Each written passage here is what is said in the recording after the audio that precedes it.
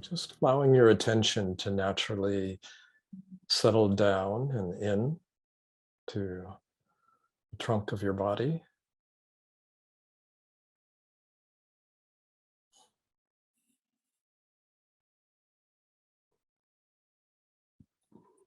Feel the weight of your body held.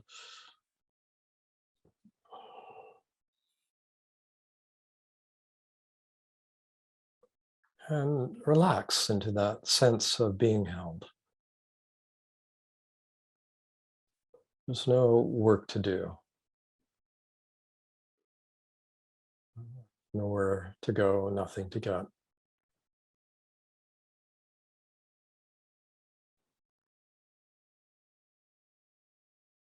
It's a simple settling into this moment.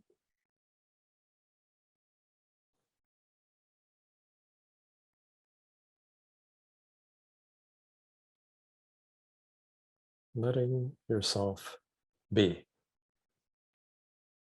just as you are.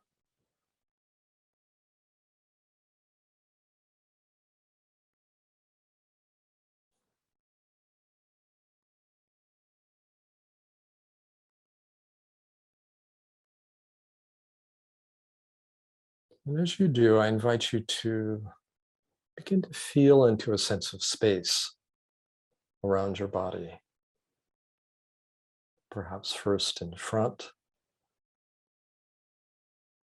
Imagine breathing in from this open space and exhaling out into the space in front of your body.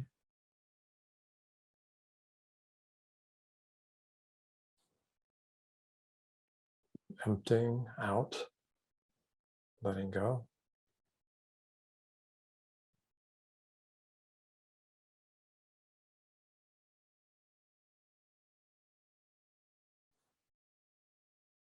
And shifting attention to space behind your body, inhaling from and exhaling into, letting the exhalation completely empty.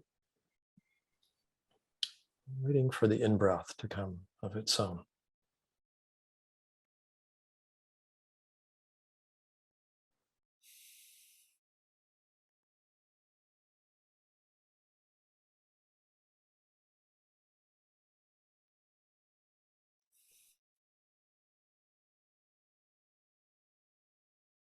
Now, space on the left side. Inhaling, exhaling from and into the left.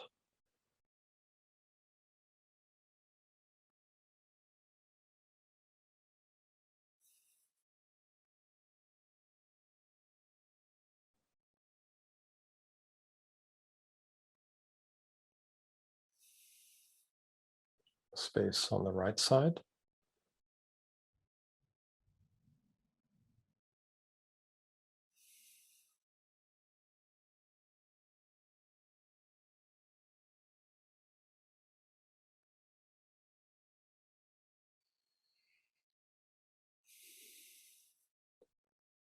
Above the body.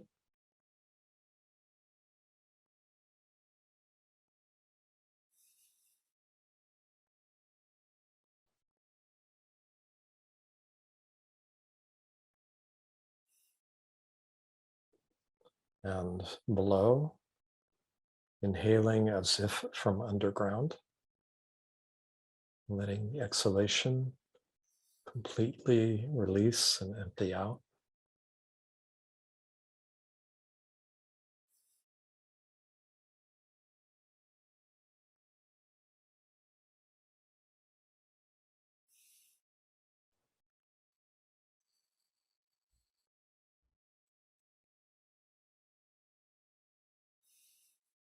And then a sense of global space, all directions. Around your body. And now within your body. Same space. As if your body is filled with space, which in fact it is.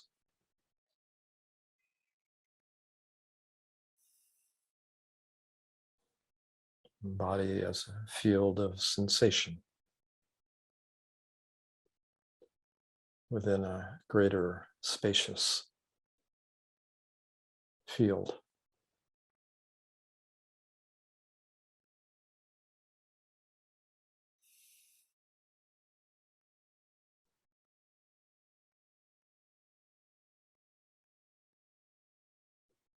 Feeling yourself held in this spacious, aware field. It's a quality of lucidity, awakeness.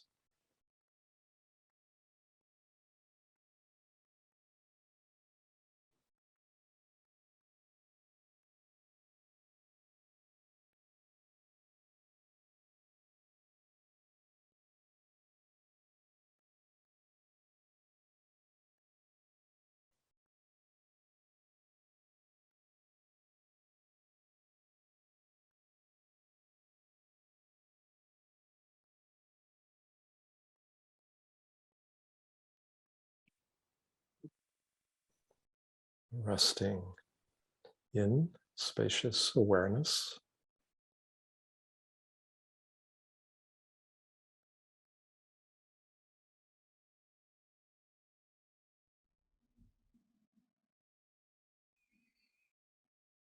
And also as spacious awareness.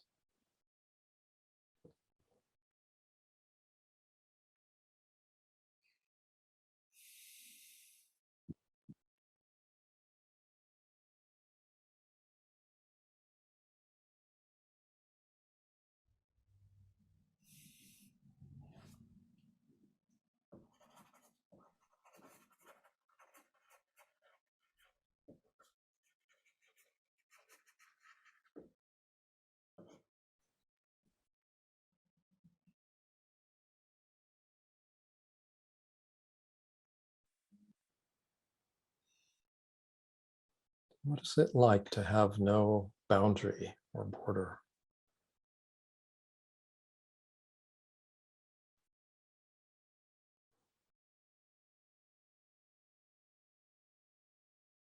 Simply to be open.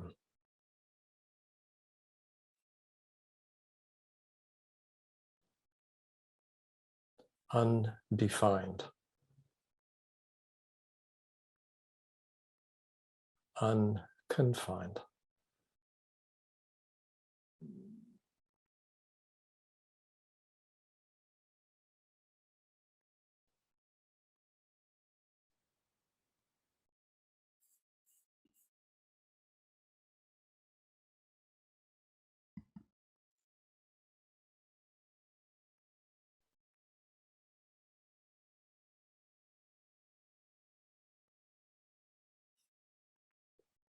And is it possible that this wakeful, spacious awareness is being shared among us at this moment?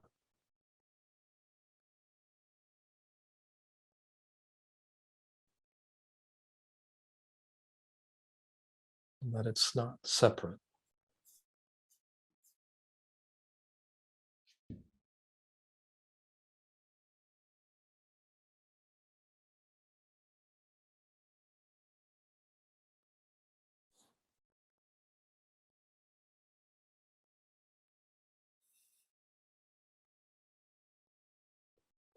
So I invite you to move your fingers and your toes and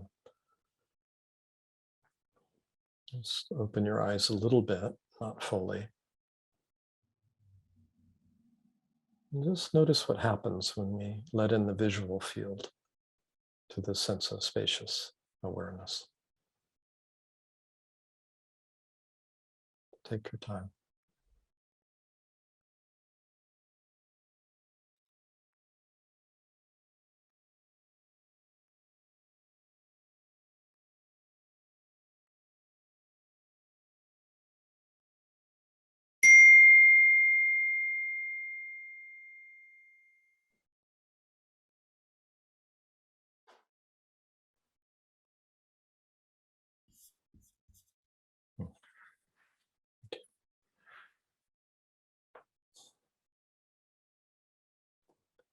Okay, Jonas, you've let me out of the gate.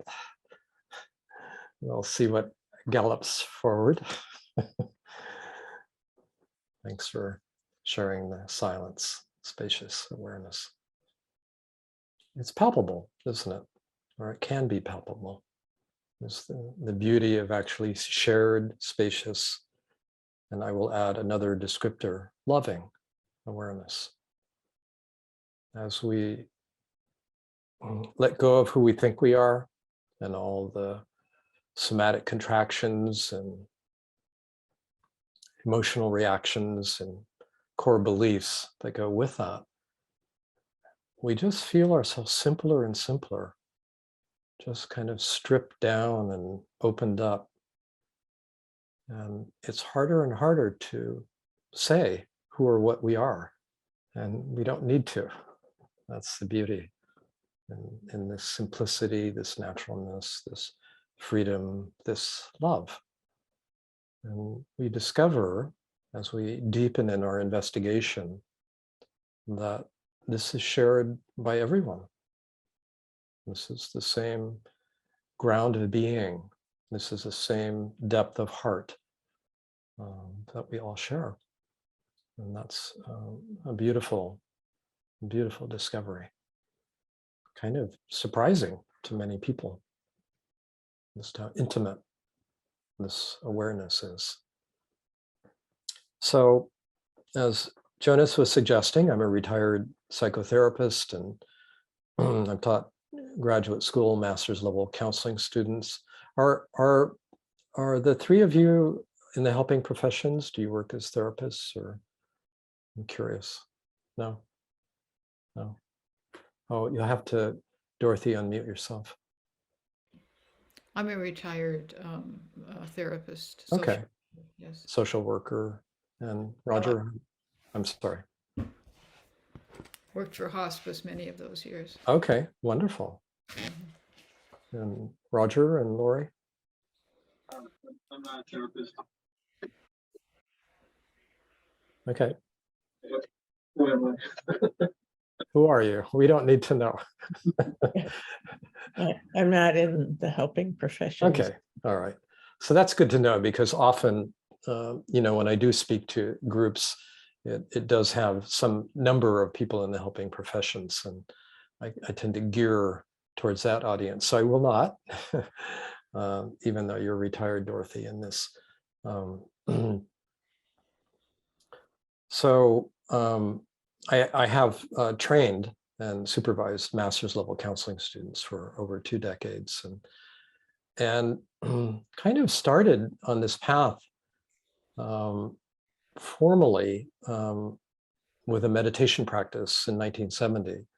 And I was introduced to TM when I was an undergraduate, and had a really profound, deep opening early on. And so I was really taken, and I stopped taking psychedelic drugs and smoking marijuana, and found something that just felt very natural and simple, and became a TM teacher in the 1975, 76, a brief and unillustrious career. And I moved away from that organization. It didn't feel fully a good fit for me and fully authentic. And spent some time in India. I was drawn to contemplative practice, and also in the late 70s, and began graduate school as a psychotherapist, MFT actually, and went on to get my doctorate. And so it was very interesting.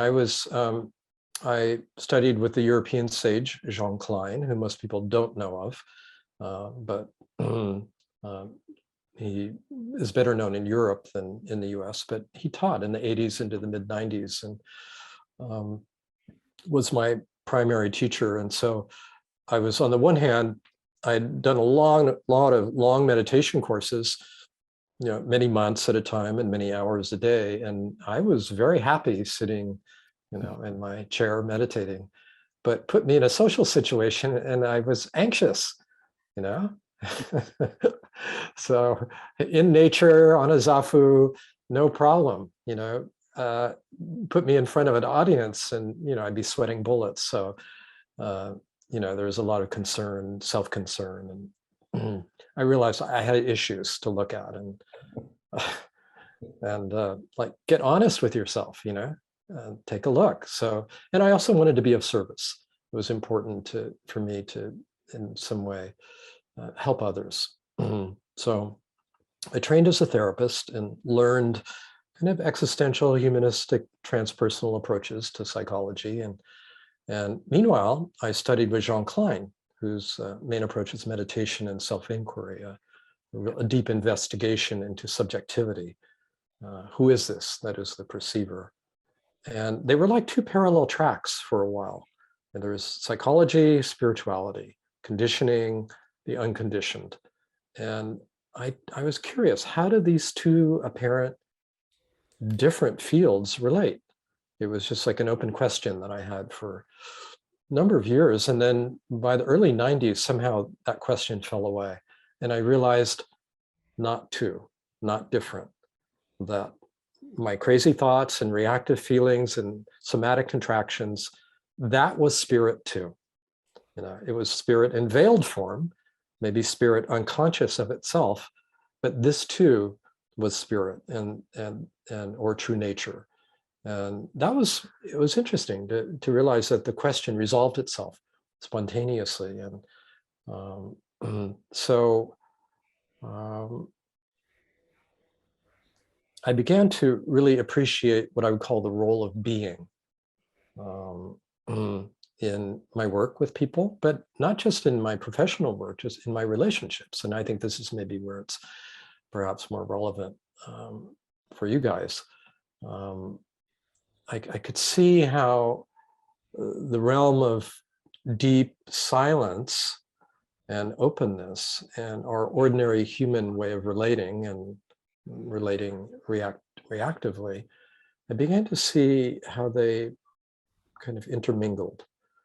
And I also began to understand more clearly the primacy of consciousness or presence. And by presence, I mean awake awareness. Awareness being, as in our little guided meditation, not having a definition, not having a boundary, being spacious, open, wakeful. This became clearer and clearer to me to be foundational here in terms of my own experience, but also in my work with clients. And I became very interested in how does this work? Is it just in the background, in relationship, therapeutic or otherwise? Should it be foregrounded in terms of evoking it directly or starting with a meditation? And so I did various experiments with that. And gradually over the years, and I'm talking like 25 years ago, I began to develop what I call a process called welcoming from presence. In other words, being with our conditioning, starting from a sense of openness and presence. And for those of you who've done psychotherapy or been in psychotherapy, often a problem is defined and then the mind kind of goes into it to try to understand it or fix it or change it. And there is virtue to that approach. Clearly, it has some efficacy. However, what I found gradually, and this is an emergent understanding, is that if we're working with our psychological conditioning, if we're working with our beliefs, if we're working with our feelings, if we're working with our, contractions in our body, these chronic sensations of contraction, rather than immediately going into them in order to perhaps be with them or change them, often there is an agenda to change, I find the first step is actually a step backwards. And so, and I do this, I do a lot of online work and brief interchanges with people. And if you ever watch any of that, you'll see me do this repeatedly. It's like, okay, what is wanting attention, you know? And before we go into it, what would it be like to rest back and simply kind of fall back into a sense of open, spacious awareness?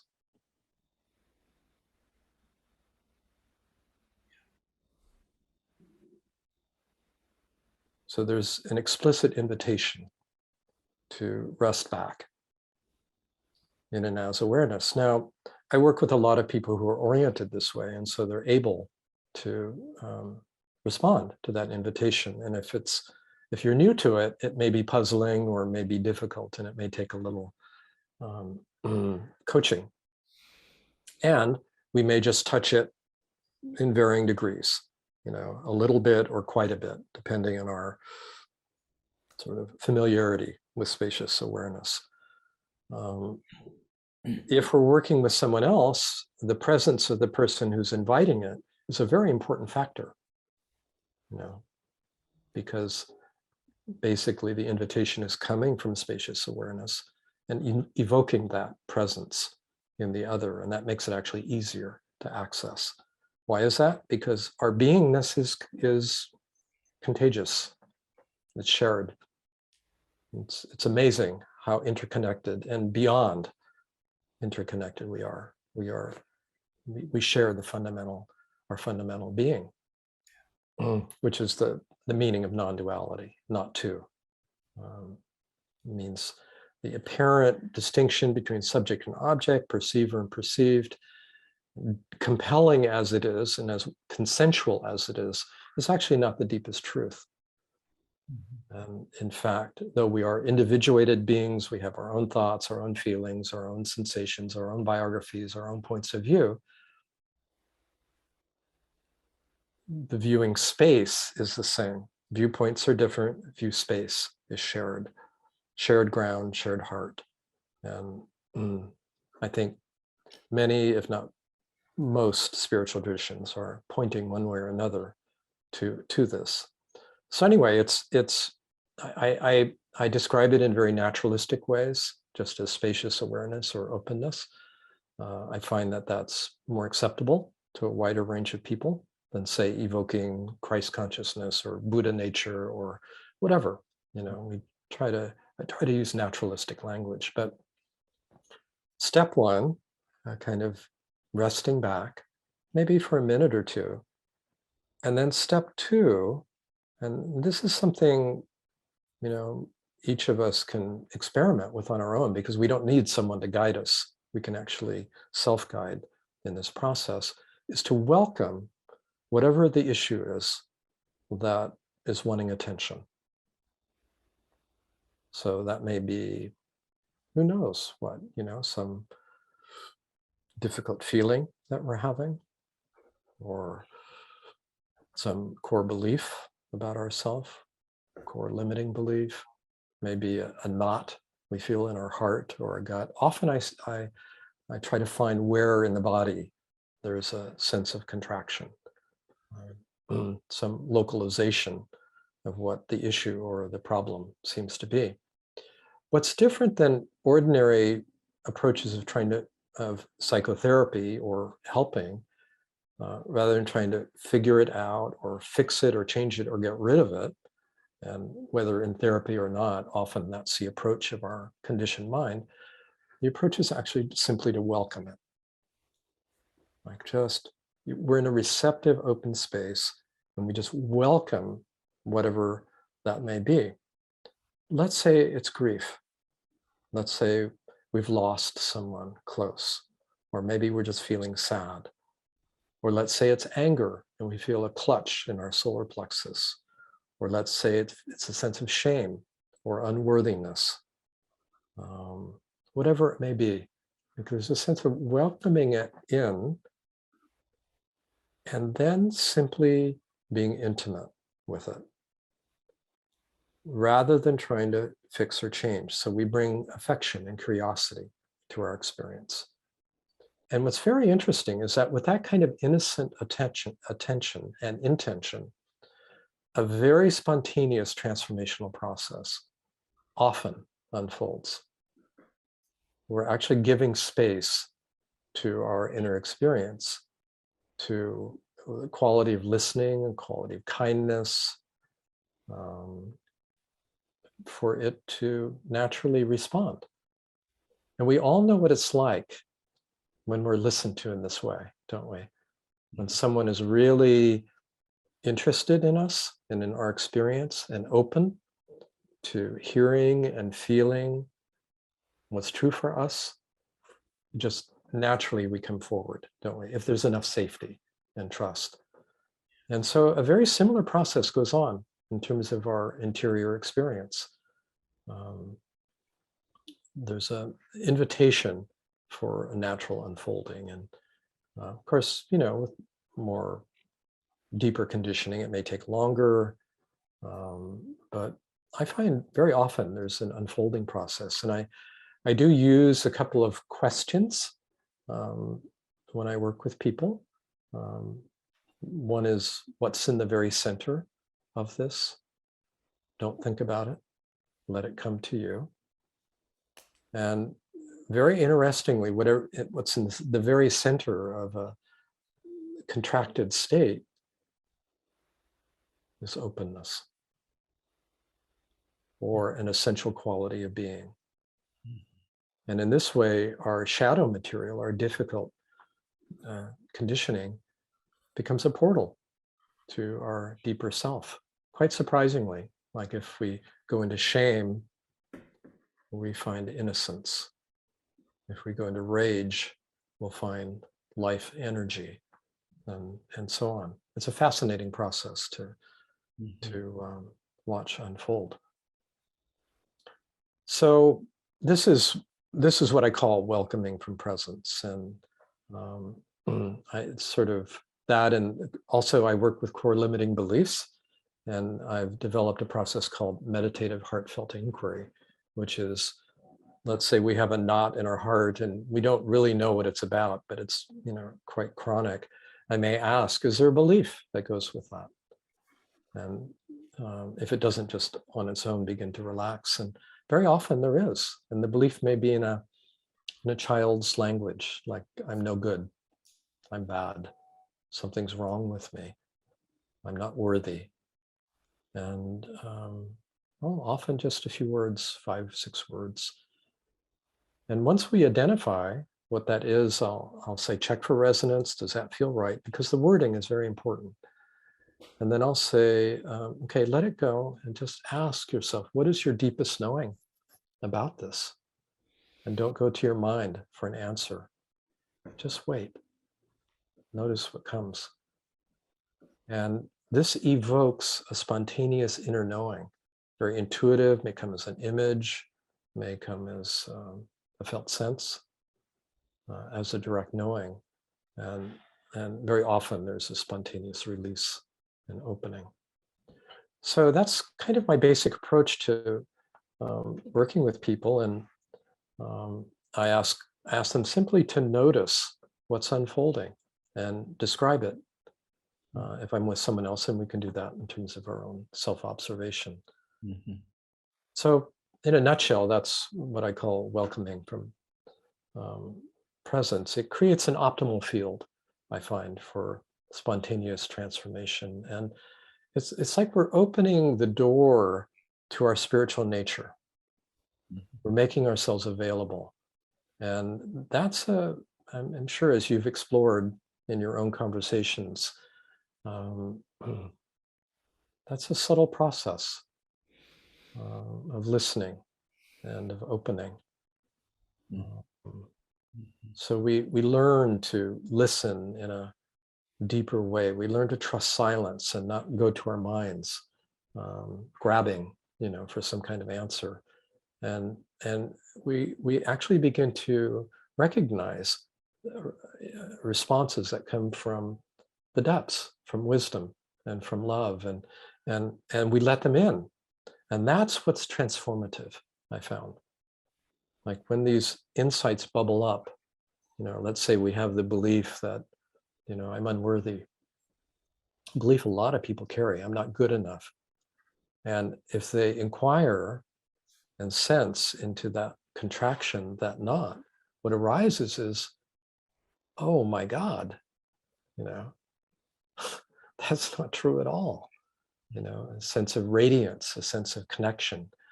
And I'll say, let that in, trust that. That's where the transformation happens. Not just with the arising of the insight, but the letting it in, letting ourselves be imbued, if you will, with wisdom and with love. And that imbuing of our body mind is a part of the process of awakening. It's part of the healing. We're going through the obstructions, the knots, the contractions, the resistance in our life. And as we do so, our systems are more and more open.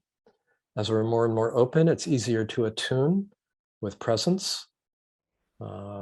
As we attune with presence, this field of awareness invites more intimacy, non-judgmental, open attention, love into our conditioned experience. And we move into a virtuous cycle of engaging in a subtle but very palpable way with the unfolding of our spiritual life. And for me, the spiritual life, kind of opening up now from therapy, is really an unveiling process. We're seeing through various layers of conditioning and confusion. And as we do, there's a spontaneous opening of what I call the light of awareness, or spirit, or pure consciousness, or Buddha nature, or Christ consciousness. And it seems to be universal. I mean, I've worked cross-culturally with a lot of people, and same thing. It's just this in a way, we're like frozen light in our ordinary way of functioning. And in this process of honest and vulnerable self-investigation, there's a thawing of the freeze, there's an unveiling, and there's a greater sense of fluidity, openness, aliveness, authenticity, and beingness that shines through. And the more engaged we are with this, I find the more translucent we feel, like stained glass, to use a metaphor from church or temple or whatever. And it's quite natural. It's not about inflating or becoming special or being different. It's actually a growing intimacy with what's at the very core of who we are. Yeah. So, word about spiritual bypassing. Jonas, you had said we might talk about that a little bit. You do find in spiritual traditions a tendency to avoid conditioning and to sort of try to rise above our conditioning, transcend it, sometimes hang out in more exalted or expansive states, which never will be sustained. We always come back down, and we're back, with our conditioned separate self.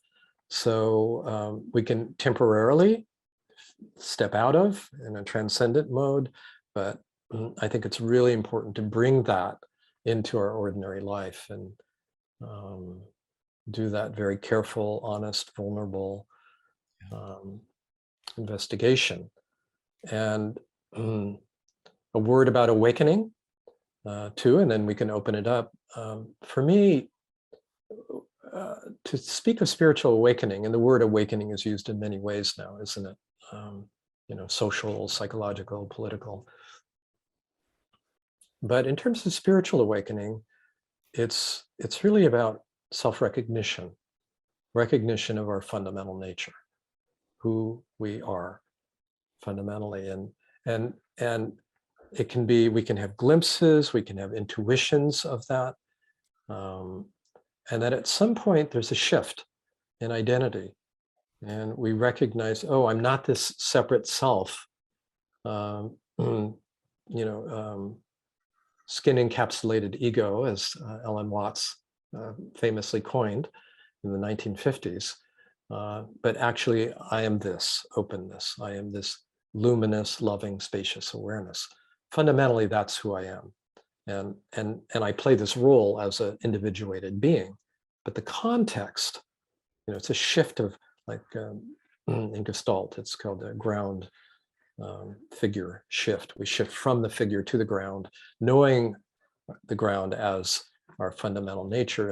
And that often starts up here as a disidentifying from our stories and our images, a kind of mental level awakening, and then it begins to drop down and into the heart area, into an emotional transformation as well, and recognition, and then deeper still into the guts. And so it has initially an ascendant feeling, a waking up, and then the work is a waking down, and inclusion of all our conditioning, all of our emotional and instinctual conditioning, and a deep grounding as well. And it's generally a gradual process, occasionally marked by a sudden shift. That's been true for me. And then, and with this deepening and opening to the ground, and it feels like an opening to a groundless ground, an opening to just an open, spacious awareness beneath us, there is an upwelling that begins to happen. It's like a primal life force, an essential life begins to move through us, and its movement is up and out, up from the ground, out through the heart, in service to the whole. And this is the waking out phase of life, and we feel ourselves increasingly listening and following, this profound movement of an essential life, and a sharing, a natural sharing of that. So that's a very brief description. Jonas, you had asked about that. So yeah. Awakening up, awakening down, awakening out. Right, that's what that's referring to. And of course, it's not strictly hierarchical. I think, all of them can be happening, at various points and to varying degrees. I'm presenting it in a more hierarchical fashion than a linear fashion than I think it actually happens. So I think I've said enough. I covered a lot of ground, and why don't we open it up to any questions or conversations, anything that came up for you as you were listening. Thank you. Yeah, you're very welcome. I just want to, before others share, I just want to, you reminded me of something, which is when you use the term frozen light. Yeah. I'm reminded of one of my favorite mystics is Nicholas of Cusa, 15th century. He referred to our fundamental ground as contracted eternity. Nice. So we're in a form, and yet in this form there is the eternal. That's right. That's beautiful. That corresponds very closely with the metaphor of frozen light. And as the contraction releases, as the freezing melts, we do discover that quality of eternity, that quality of the infinite, and realize we're not bound as we thought we were. Yeah. This is the discovery, the living discovery of many mystics. Yeah. Now we have 3 mystics with us. So what do you think, folks? I have a question. I have a friend who I walk with frequently here, and she is very drawn to non-dualism. And for a year, she was just watching Rupert Spira nonstop, and I would watch with her. And now she's, I don't know where she's with somebody else now, but and we go on walks, and she'd say, yes, but everything is an illusion. We're not real. This isn't real. Nothing is real. And And the part that was missing for me in the way she interpreted it to me was there was no love. It was just like everything is an accident. It's just all whipping through and we're perceiving it, and we're not perceiving it probably correctly because we have limited perceptive abilities. And, and there are these non-dualists who just decide, I'm just going to kill myself because what's the point? And there's no, and one guy that interviewed and said, they said, well, you really have no attachments. I mean, if you found out that a drunk driver killed your 2 daughters, you would have no feelings. No, I wouldn't. And I just, to me, there has to be love somewhere. There does. I completely agree. I would agree, and it would not work for me either. So you'll sometimes hear that kind of facet of non-dual teaching with people who are either very much into the philosophy but actually haven't tasted it, and these are mostly intellectual males that espouse this, or you'll hear teachers who have had a genuine awakening, but it's been only on the level of the mind. And so they're free of their thoughts and their images and their stories, and they're talking only about spacious awareness and only about freedom, but they're not talking about love, and you can't feel their hearts. Yeah. And you can't feel their love, and they're not actually capable of intimacy. If you were to check the personal lives of these teachers, you would find them struggling almost in all cases in their relationships. They're either not in a relationship or they have difficulty relating. So it's either entirely conceptual or it's immature. Now, I know Rupert personally, and Rupert has a beautiful heart and is capable of, not only capable, but generates a lot of love. So there's a mature understanding there. However, and also, he's very well grounded, just speaking as a friend, in my connection and relationship with him. However, the philosophy of Advaita Vedanta tends to favor or accent exactly what you're talking about.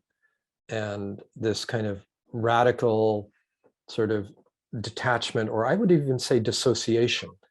So there's a tendency, to say, if I'm not this, I'm not this, I'm not this, in Sanskrit, neti, neti, neti, neti, the via negativa only, then you're left in a kind of cold, empty space.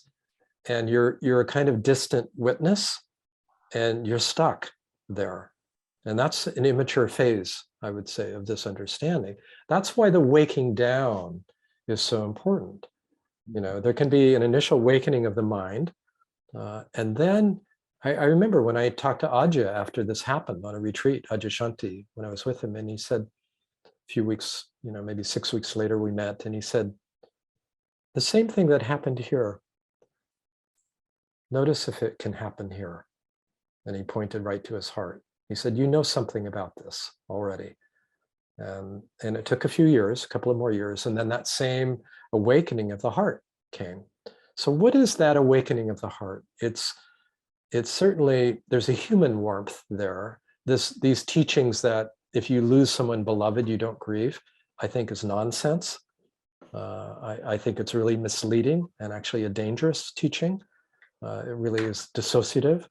And again, it appeals to the masculine intellect. Because of course you're going to miss someone. Of course you're going to grieve. You won't have the stories around it that you've killed them or they shouldn't have died, or all of that falls away. But the sheer missing on the human level continues, but it's held within a larger context, and in greater love and compassion. So the awakening of the heart is that greater context of love and compassion. And as it deepens, there's a feeling of more and more inclusion, acceptance, more and more unconditional acceptance of everything and everyone as they are. It's associated with the archetype of the Great Mother, that great, just, no matter what, I love you. That's what comes with the awakening of the heart, along with the sense, and this was so interesting for me, of the realization of innate wholeness. So we are already whole. We are complete intrinsically, regardless of how conditioned we are, regardless of how flawed we may think we are, regardless of all that, there is a native inherent wholeness.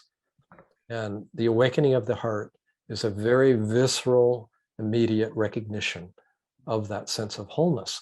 And as it matures, we realize this wholeness is in each of us, in you as much as me. And I see it and I feel it in you.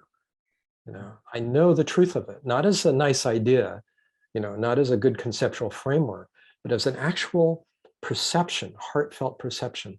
I know this is true of others.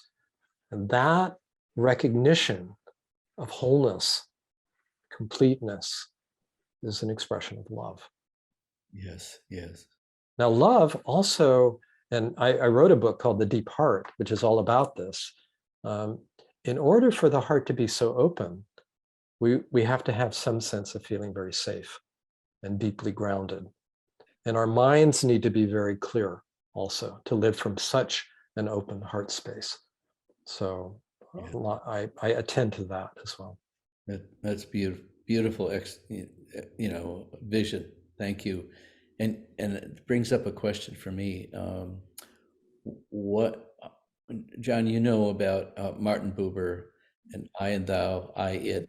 And it says when we're in that I, thou space, it's like a world that I'm in the I, you, I, thou world, or I'm in the I, it world where you're an object of my awareness. Right. How do you integrate that kind of language with the non-dual approach? I would say the Martin Buber's I thou language is like a higher octave, of the ordinary relationship of I you. In other words, there's a sense of the sacredness of the other, right? But there is still an other in that thou, I, thou. Mm-hmm. That itself will collapse into I. Mm-hmm. Or we could say we. Yeah. Yeah. And that's just another level I don't think that Buber described in his teaching. Yeah, maybe not, you're right. But there is this sense in the Jewish Christian tradition of the depths of the personal pronoun I.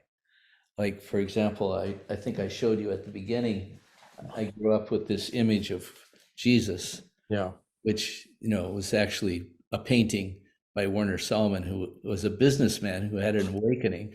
When I grew up, I thought it was a photograph, but at the bottom of this is, I am the way, the truth, and the life. Yeah, from John. Mm-hmm. Yeah, and so many people get upset about that, thinking, well, is this ego talking? But that I understand that I, and I'm guessing you would too, that personal pronoun I is that depth I of the one that Moses heard when God said, I, Yeah, I would agree. So we have to use language, and so we do say I. But what I refers to becomes let me turn that on. Becomes radically different. And this is very interesting because, of course, the word ego means I am. And so, and there's even practices. There's a Indian sage named Nisargadatta, and his practice, was to take the word I and follow the sense of it back, right? You follow the sense or feel of I, and it opens up. It's very interesting into this that we're speaking of. So we could say, I call it the little me. The ego is the little me. In other words, linguistically, it's an object, right? It happened to me. The I itself can open into what we might call, from an apparent object into pure subjectivity, open, unbounded, and that sense of subjectivity is profoundly shared. Or we could say the I becomes a we in that sense, or we could say the I falls away. There are different ways of languaging it, but the sense of it changes. That's the main thing. And we stop taking ourselves, increasingly stop taking ourselves as an object. Yes. Yeah. Right. Good point. As a thing, right? As something. And we're conditioned to do so. You know, it's a natural developmental process, but it's not the end of the developmental process. There's another stage here of if there's a love of truth, if there's a deep investigation, that apparent separate self begins to unfold and reveal something deeper. Yes. Yes.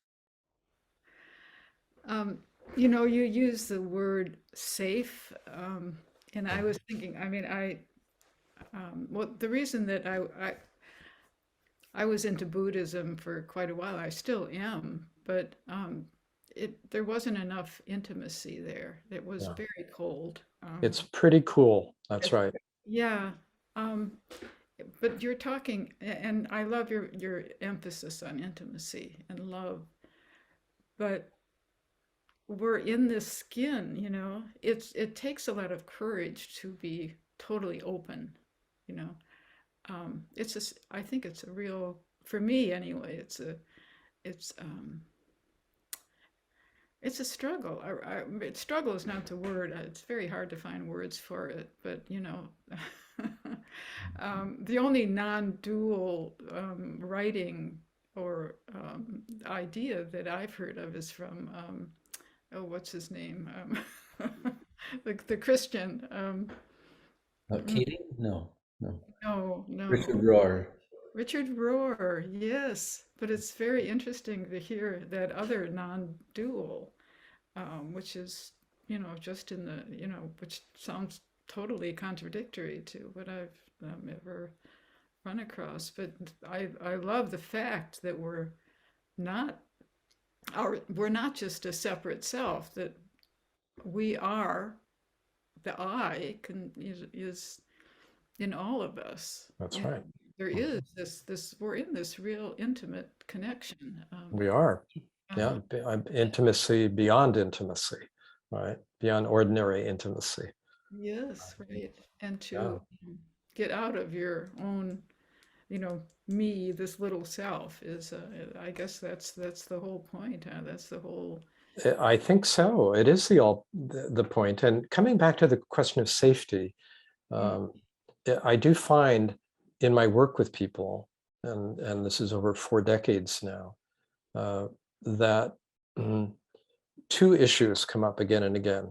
One is issues of non-self-acceptance or low self-worth or unworthiness, shame, and the other is a sense of unsafety. And they localize, interestingly, the first in the heart area and the second in the pelvis and the base of the spine, which is where we feel survival fear. And fear, the sense of unsafety, has many levels to it. And we feel unsafe physically, certainly, but also psychologically. And the two are often conflated. We confuse the two. And we do fear the loss of self, which is why some people avoid intimacy, because they feel that they'll get invaded, you know, taken over, they'll lose their sense of sovereignty. And they experience that as a child, you know, maybe with a narcissistic parent. And they project that out then on, you know, adult relationships. And so there's a distancing. So there's what's interesting in the spiritual quest, it's like we have to somehow work our way through the fear. And that actually is part of opening to the ground, I find. Now we're down in the pelvis, we're down in the legs, we're down in the feet, the lower half of the body, which in spiritual circles is largely devalued or overlooked entirely. And I work with a lot of people, not just with the heart. I mean, I do work with the solar plexus, but very often with the ground or the disconnection from the ground and fear and even terror, because there's a letting in the process, in the spiritual process, we're invited to let go, Mhm. to surrender. And that's a very challenging invitation, because how will I function? And how will I be safe? And how will this work? Mm. Will my mind still function? And can I still navigate relationships? And so it's very interesting. I'm starting a new book on this subject, Mm. the deep ground, I'm calling it, and Mm. towards an embodied spirituality. But I find it doesn't matter east or west. You'll see a lot of either avoidance, the bypassing, of the human experience, or cultivating mental clarity and discernment and discrimination, or cultivating qualities of heart. But we don't see much below. It's like, let's just keep our distance from that, the Mhm. instinctual realm. And that's actually the hardest I find to navigate. Mhm. And yet equally important, actually. And it gives a foundation for this heartfelt quality of awareness to shine with more and more spontaneity and naturalness. Mhm. And because ultimately, yes, we want to take care of the biological organism. We're going to get out of the way if the car comes, and look both ways, all of that. But most of the safety is around trying to protect an image of ourself. Mhm. And we feel that as social anxiety. Am I accepted? Am I good enough? Do they like me? Because we're very, this is very tribal. Social anxiety is like, if you've ever explored, you feel a little nervous or anxious in an encounter or in a group. It's like, oh, what am I afraid will happen? Mhm. Well, they won't like me. And then what will happen? Well, I'll be rejected or excluded. Okay, and then what will happen? Well, I'll be outside. And then what will happen? I'll be all alone. And then what will happen? I will die. It really goes to that level. It's fascinating. If we explore apparent superficial social anxiety, it goes to survival fear. So we're deeply wired to want to belong and to have secure approval and avoid disapproval. As children, obviously, we're extremely dependent, and we carry that well into our adult lives, often in obvious or subtle levels in relationship. Mhm. This is part of the exploration. It's like really kind of face that fear.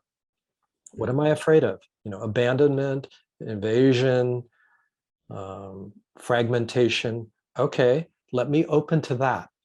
Mhm. Let me be willing to experience that, Mhm. right?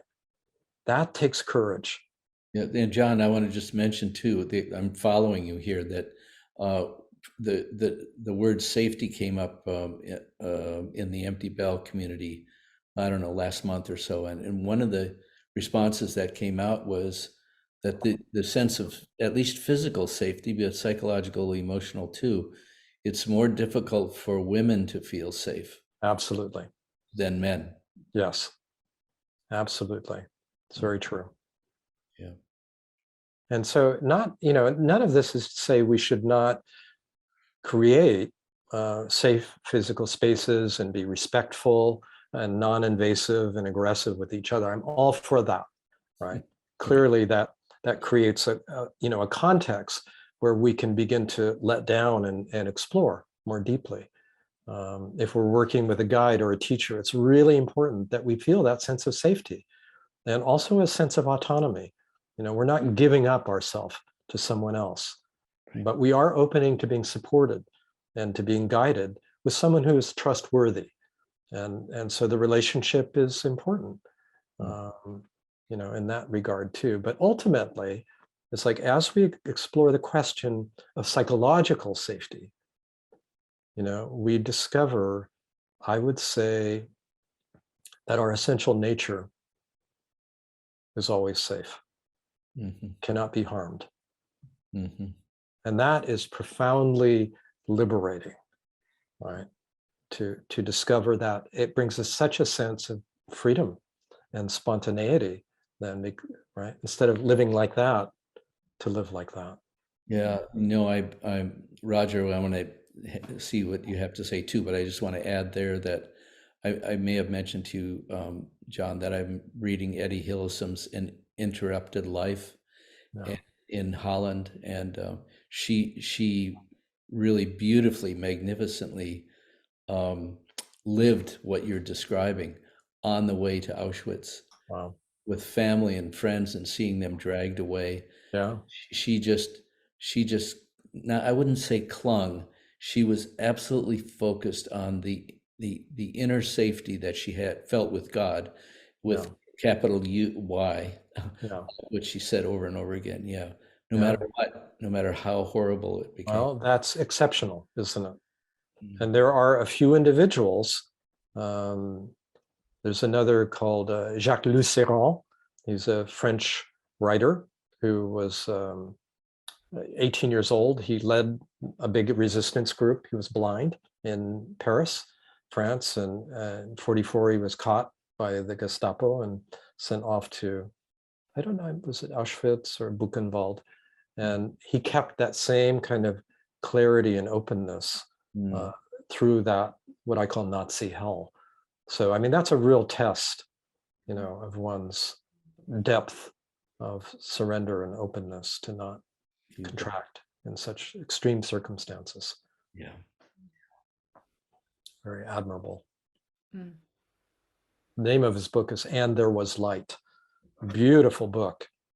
And There Was Light, Jacques Lucero. Yeah, and Interrupted Life is the other. Roger, are we missing you? Or are you okay? This is wonderful. I'm just kind of taking it all in, you know.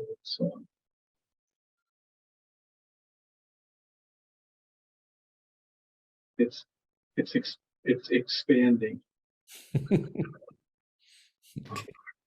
And I, you know, I have lots of thoughts about it, but nothing really fully formulated. Just thank you. It's good stuff. Good stuff. That's true. That's true. You know, a lot of how I'm informed is through music and visual art, and I guess I had this recurring thought, John, when you're talking just about the expansiveness of music, where it can take you. Yeah. You know, I could have that experience of just being taken. Yeah, and being in the moment. Yeah. When Jonas, when you start the Nifty bell and you hit the bell and you hear the vibration, and you know, to me it's like a meditation. It's like a mandala form. It's like those visual things, you know. I heard a chime, John. I don't know if you rang something, but there was. No, that may have been Jonas's computer. I think so. Yeah. And I could hear the modulation, and it's. I mean, to me, it's indescribable. It's indescribable that you're ascribing to and describing very adroitly. Again, thank you so much. You're welcome. You know, and what you're also describing, Roger, is a phenomenon of resonance. You know, resonance with music, resonance with the bell, resonance with what's being shared here as well. And this is a fascinating phenomena because we are all, the body, I feel, is like a musical instrument, either well or poorly attuned. And the better attuned it is, and it's attuned as we learn to listen more and more carefully, it becomes more finely resonant and sensitive to the truth. Not a dogmatic truth, not some belief system or perspective, but the truth of our being, of our natural openness and aliveness. And we feel that, we sense that when it's being expressed in others. In other words, the truth in us recognizes that in others. That which is authentic in us recognizes what's authentic in others. And it's not conceptual. It's very interesting. And I think this is actually the traditional way of teaching or sharing. Yes, one can do some mapping and provide some intellectual context. But the heart of this is a direct sharing, that happens via resonance. Mm-hmm. And I found that's so beautiful. And I found that since the pandemic, that resonance can blossom even on Zoom conversations. Absolutely. Yeah. Which it is fascinating, isn't it? Because it's not obstructed or limited by time or space. Mm-hmm. See, like we have a sense of each other. We're 3,000 miles apart. Here I am sitting, north of San Francisco in my little house, looking at a computer screen, Right. and we feel connected, don't we? Yes. Yeah. Or at least there's that possibility, Yeah. for that happening. How does that happen? Yeah. Well, it's a reflection of quantum reality, John, right? It is. Yeah. We can use quantum reality as a metaphor, but it's pretty mysterious and beautiful. I mean, it does speak to our, I was going to say interconnectedness, but that is true. There are levels of connection, mental, emotional, somatic, that do happen. But there is also a shared being, Mm-hmm. like the same ground Mm-hmm. of being that Mm-hmm. we all spring from. And we can sense that, and we can sense it as love, and we can sense it as a shared ground as well. Mm-hmm. And when we do, it's very difficult to polarize. Yeah. Right? Very difficult to find an enemy, very difficult to find another when this is palpably known. Mm-hmm. Mm-hmm. Right? Now we're open. Now there's a possibility for real listening and exploration and unfolding and discovery. Yes. Very often we, at the Empty Bell, mention Choyam Trungpa's, the bad news is that we're falling, and the good news is that there's no ground. But I often say that, that invisible ground is love. That's what it is. Yeah, I sometimes share that humorous observation. The bad news, good news. And it's very interesting that the good news is there is no ground. And we can kind of imagine a little figure free falling through space. And it can initially feel like that, someone falling through and into the void. But actually, in that falling, we discover ourselves as that void, as that empty openness. It's a dissolution into that ground of love and being. Yes, so beautiful. Yeah. And I think we want to kind of wind down here, John, so you can get on. That's fine. I can go to 5:30, but if you want to stop sooner, that's fine. Well, I was just thinking, and as I mentioned to you, and I'm grateful that you're going to be speaking at Loyola Marymount, which is a Catholic university, right? Yeah, it's in Southern California. It's their Center for Spirituality and Religion. I'll be talking to them in an hour and a half or so. Yeah, that's great. I think it's wonderful, because I was mentioning to John earlier that I'm trying to one of my missions in the awakening out is to recreate a new, more vivifying, with others, vivifying sense of this presence that you're speaking about. And we Christians have different language for some of the things that you're describing, but it's all there. And we need to hear this, because many of us who grew up Christian, God was up in the sky somewhere, watching us and being judgmental about us. Absolutely. I mean, I just finished reading Dark Night of the Soul a few weeks ago, and it's very interesting to hear. And as we know, the commentary was interrupted on the poem, but even as far as he got, he's talking about union with the beloved, right? Union with the beloved. And he's talking about illumination. Yeah.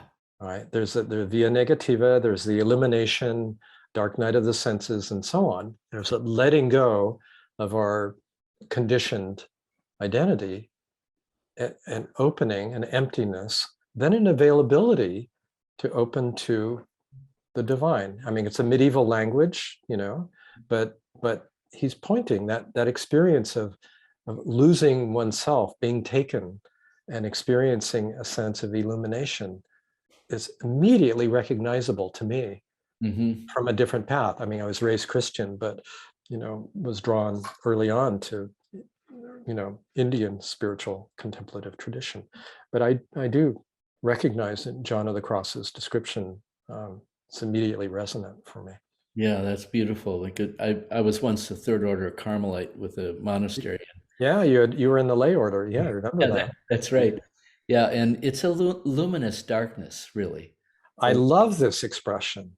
The luminous darkness, it's like that really fits with my experience. It's paradoxical, it's dark and yet it is luminous. It's filled with potentiality, filled with life. Yeah. Yeah, exactly. Yeah, beautiful. May I ask you, I was talking about imagery earlier. Can't hear you very well, Roger. Roger, you're Can you hear me now? A little bit better, not much. I wanted to ask you what the image is behind you, John. Oh, that's Upper Antelope Canyon on the border of Arizona and Utah. It's in Navajo land and famous with photographers. I was there 17 years ago and took that photo. So Upper Antelope Canyon, Slot Canyon in Arizona. The canyon walls go up about 100 feet. Wow. And incredible, the play of light, especially at midday. Yeah. Well, on my screen and in my little eye looking at that, it looks like a radiant angel with wings spread. It's like a radiant being. It actually has, I found out later, that particular visage or view is called the flame. And many other people had photographed it. So you can imagine the light being like, you can see it as many things, right? But I love the sense of luminosity within the darkness. There's the luminous darkness that we're talking about. Yeah.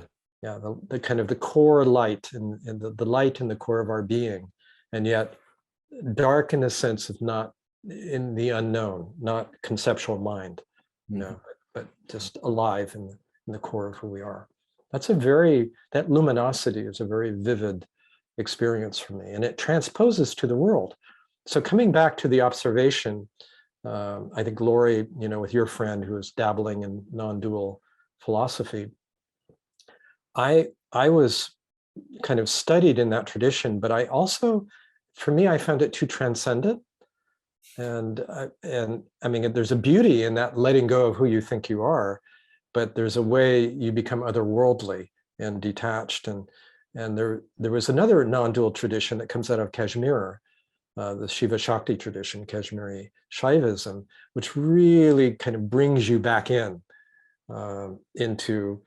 the immanence of spirit, like here, right now, taking form. And as it's recognized here in an embodied way, we feel it actually more and more as illuminating the world as well. And for me, that's very important. Otherwise, this is incomplete.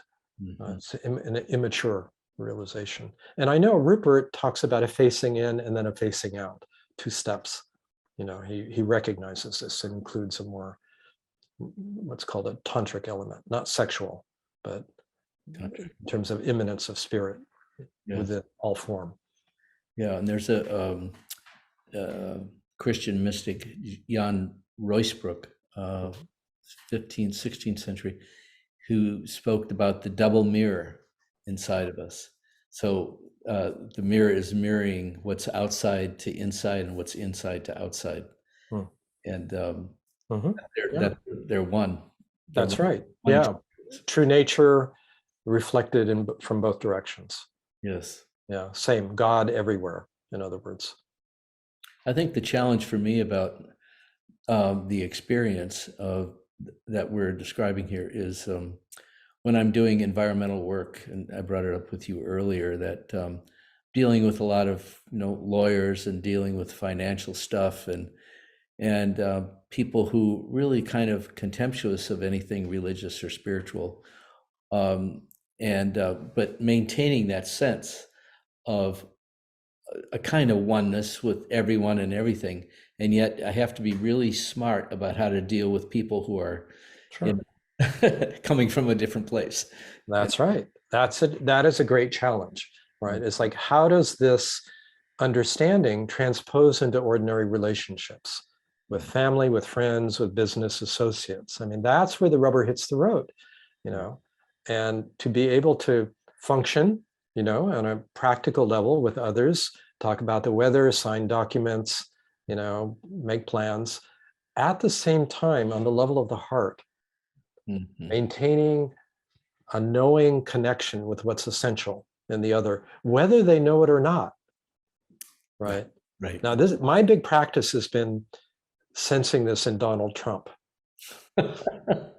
He's been my big teacher for, I hope not to offend anyone here, any MAGA Republicans, but boy, he's been such a teacher to see through, that heavy shells and all that narcissism, gold-plated narcissism, and get sense a little flicker of light in there. That's been actually a very important practice, kind of like that. I'm amplifying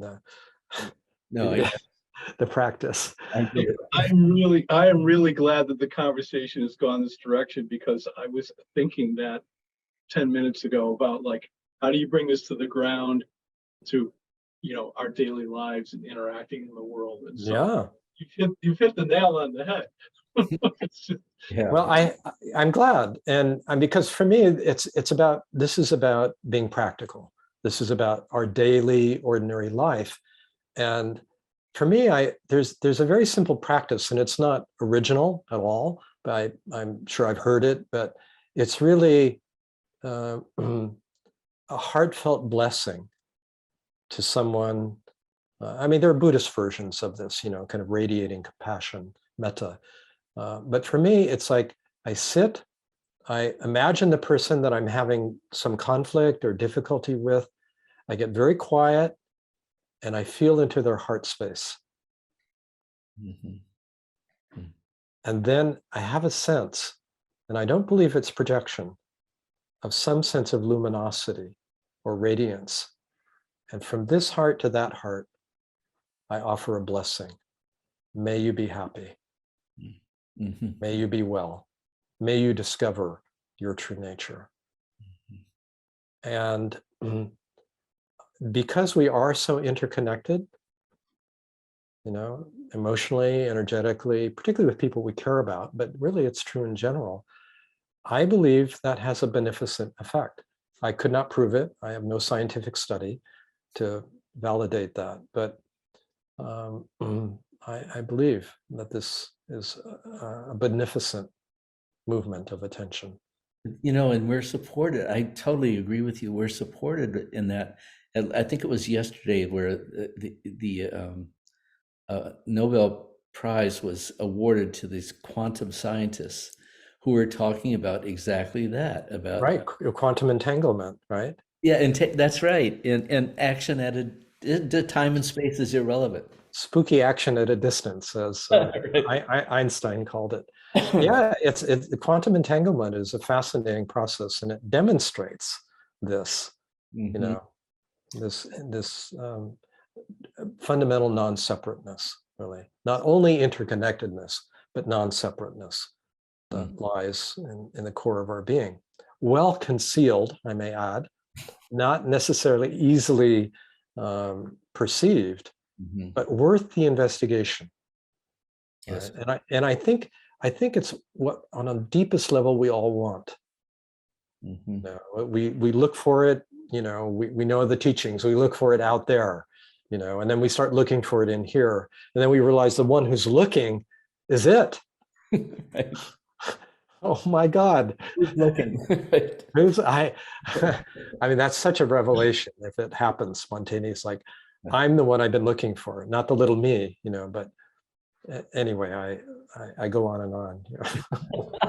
I'm glad you do. Thank you. I do think we need to stop soon because Yes, yeah, I agree. something else coming up too. Okay, So good. this has been such a blessing, John. Thank you so much. And maybe we'll see you again someday. Who knows? Yeah. And even if we don't see each other, we know that something's going on. That's true, isn't it? That's right. Right. Well, a pleasure to be with all of you. Really a sweet, intimate meeting. Yeah, thank you. For this. Yeah. The advantage of just a few of us. So thank you. You're very welcome. Lovely to be with you. Thank you. Thank you for having me. Yeah. Thank you. God bless you. Bye, everyone.